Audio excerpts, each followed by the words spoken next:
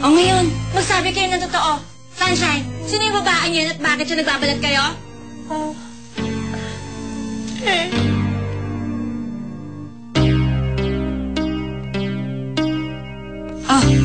at hindi kayo makapagsalita ngayon. Uy, siyempre, sa buhay ng mga tao ba? Sunshine, hayaan mo na. Siguro panahon na para malaman niyo yung totoo.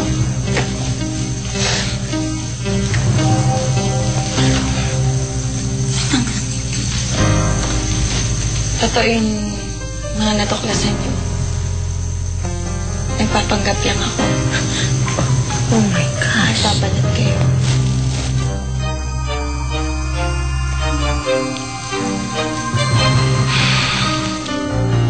At hindi Roca ang pangalan ko.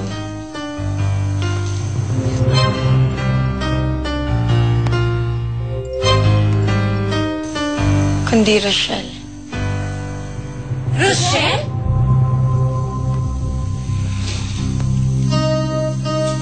Oo. Ako si Rochelle Santillan. Anak ako ni Robert Avellana. Robert Avellana? Sounds family. Di ba yun yung napabalitang super rich na pinatay ng isang... Ikaw! Ikaw yung pumatay dun! Yung nabasa ko sa dyaryo noon. Oh my gosh! Ibig sabihin, criminal siya? Hindi ako kriminal. Kaya lang naman ako nagbalat kayo kasi pinagbibintangan nila ako na ako ang pumatay sa sarili kong ama eh. Na hindi ko naman magagawa kasi mahal na mahal ko siya. Ama? Sinong ama? Hindi ka ba nakikinig kanina? Sinabi naman sino nga ba? Robert Avellana. Oh, Robert Avellana. Tanggalin mo kasi yung earplug mo ni. Kaya nga hindi ko magagawang patayin si Robert Avellana kasi ako ang anak niya. Pero pinagbibintangan pa rin nila ako. Kaya tumakas ako. Pero hindi lang para iligtas ang sarili ko. Teka. Kung anak ka ni Robert Avellana, magkakilala kayo ni Senyorita Icy? Di ba, tatay niya rin yun? Oo. Magkapatid kami ni Icy. Oh my golly. Patindi ng patinding drama-rama sa telebabad. Dinaig mo pa yung mga telenovela sa mga nangyari sa buhay mo eh. Pero, in fairness hindi ako inantok ngayon dahil sa pinagtapat mo Uy, paano naman tayo nakakasiguro nagsasabi ng totoo yan? Nagsinungalingan sa atin? Talaga. Hindi nagsisinungaling si Rochelle. Totoo ang lahat ng ipinagtapat na sa inyo.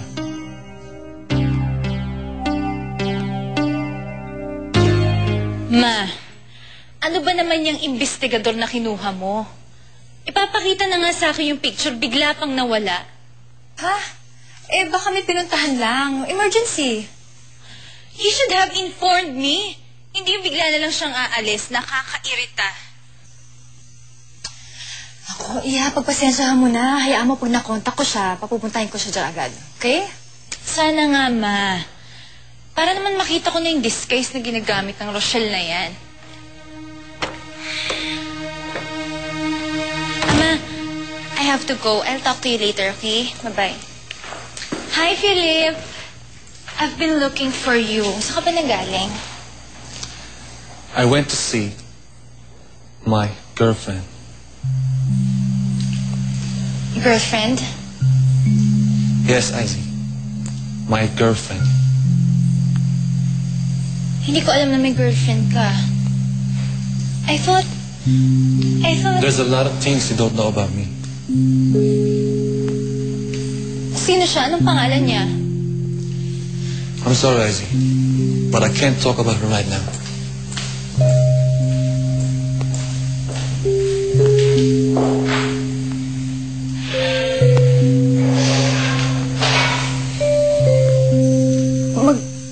magkakilala kayo?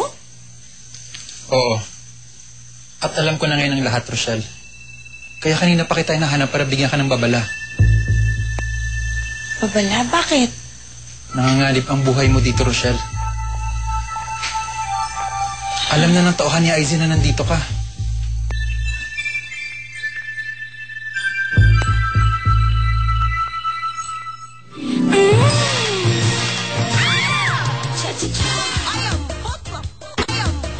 Kamunti ka na maisubong ng tauhan ni Izzy. Mabuti na lang dumating ako. Napigilan kong lahat. Nakuro ka. Delikado ka na talaga dito. Oh, Ito yung dala niya eh. Ito yung dapat na ibibigay niya kay Izzy.